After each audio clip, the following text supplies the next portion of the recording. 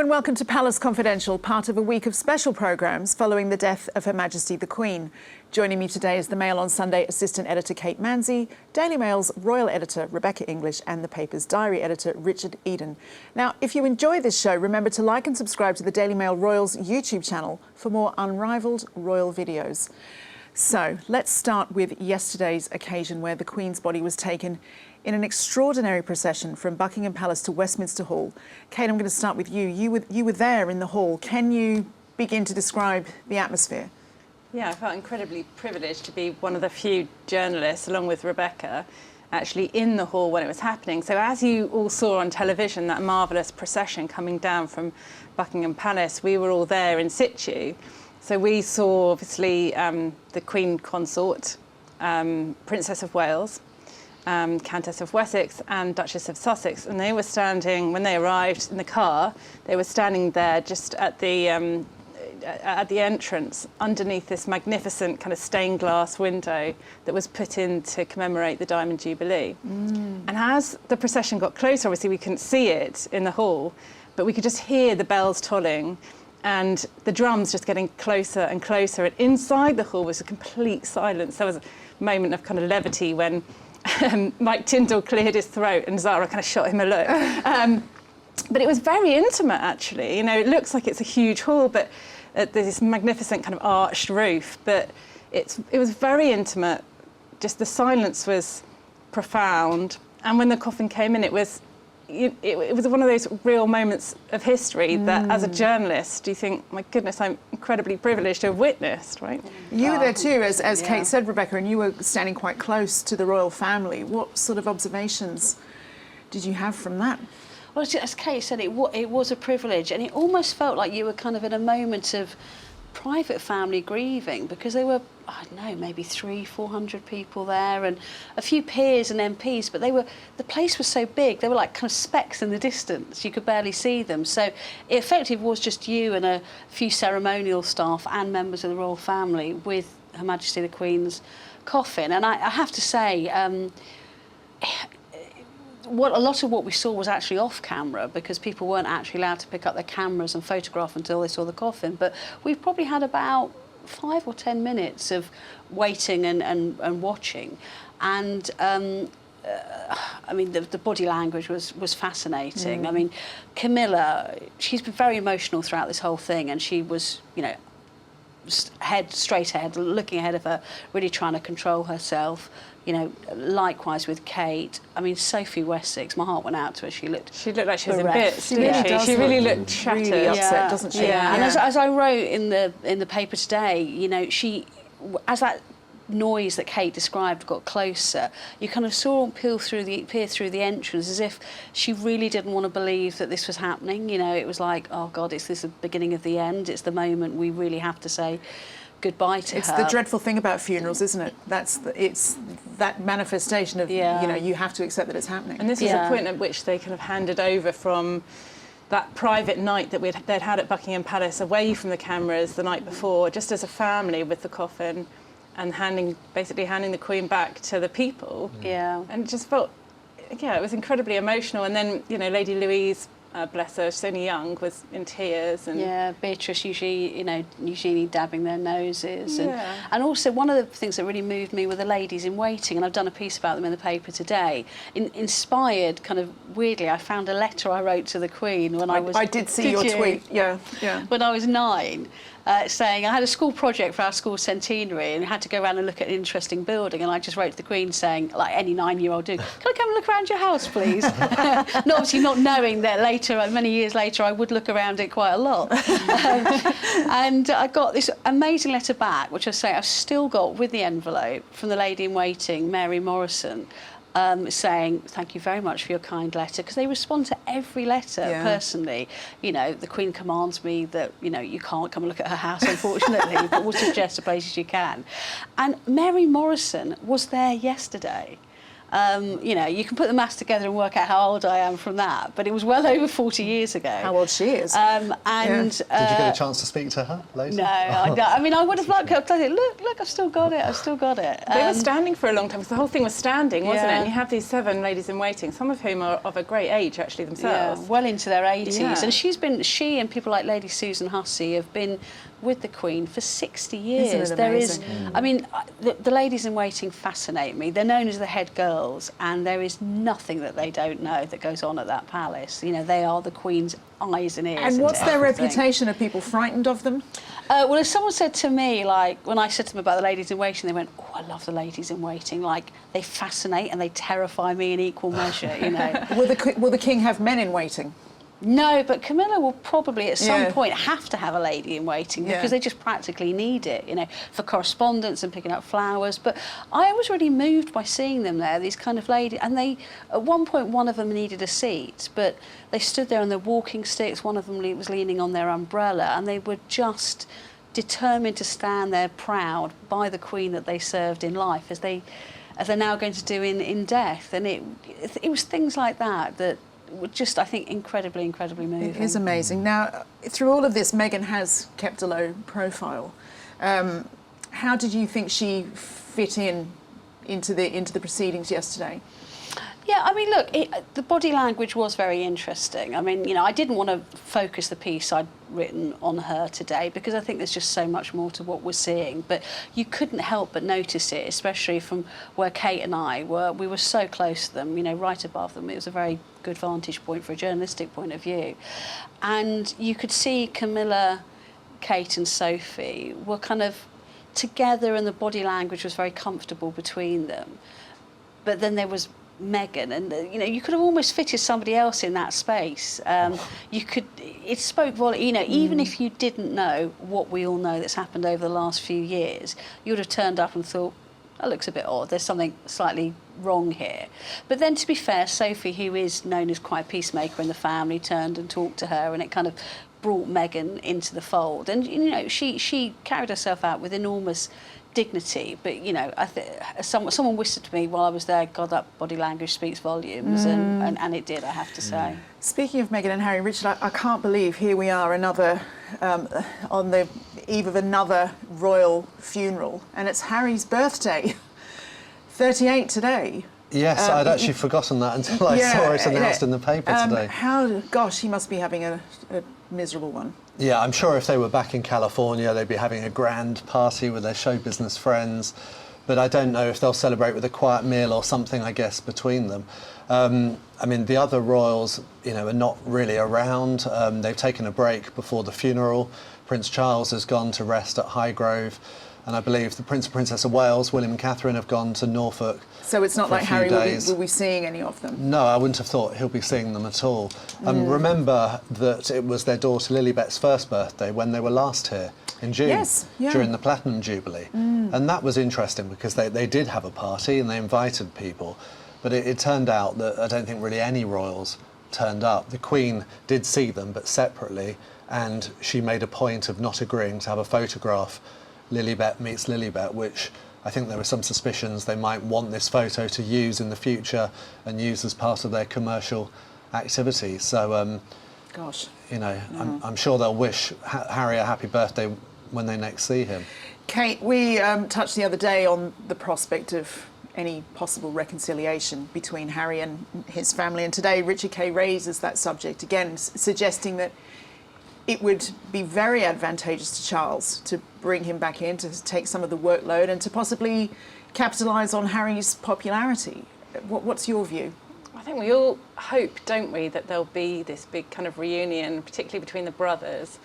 And we had a glimpse of it last Saturday. So we were told by Kensington Palace that we were to expect the new Prince and Princess of Wales to do a little walkabout, look at some of the flowers on Saturday afternoon in Windsor.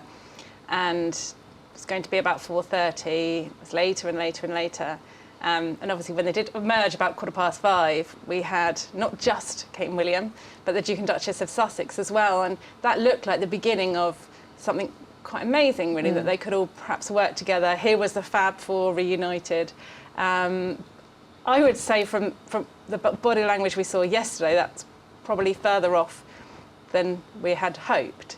It did look slightly frosty. Having said that, it was a ceremonial, funereal procession, so it's not something that you'd see lots of laughs or smiles at. But like you say, the body language, it did look like there's still some way to go before those brothers can be perhaps what they once were. And also, Richard, what Richard Kay was saying is that possibly some of the commercial deals already set in stone and like a runaway train will put the dampeners on any idea of a reconciliation. I mean, I would love the idea of sort of just turning back time and going back to what Prince Charles had always wanted of this slimmed down royal family. But I just don't think it's going to happen because, I mean, remember why they moved to America.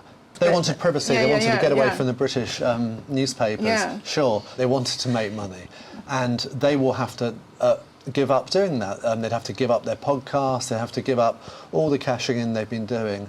And I don't think there's a chance that they'd consider that. So I'm afraid I don't think it's going to happen.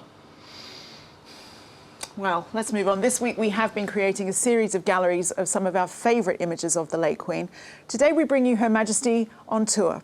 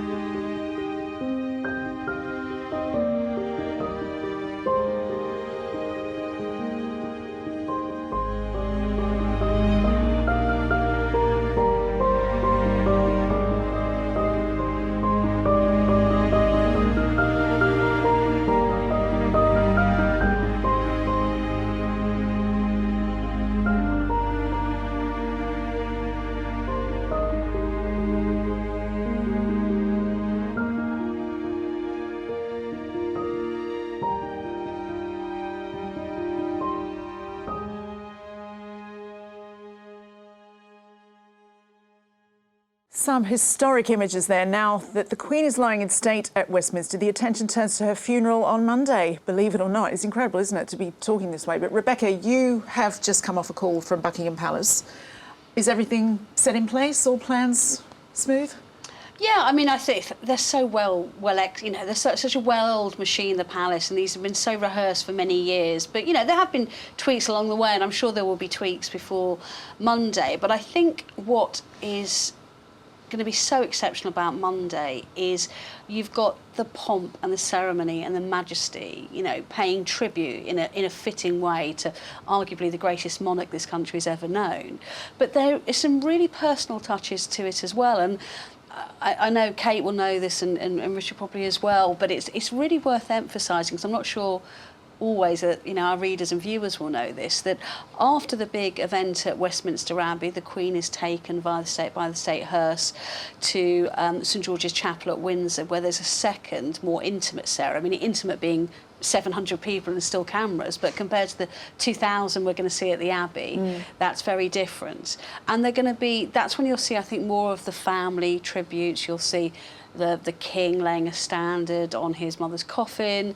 I suspect that there'll be more tributes there. And then even after that, after the television cameras are turned off, there is a third ceremony. And the Queen is not actually going to be buried in the royal vault, which I think a lot of people would assume she would be.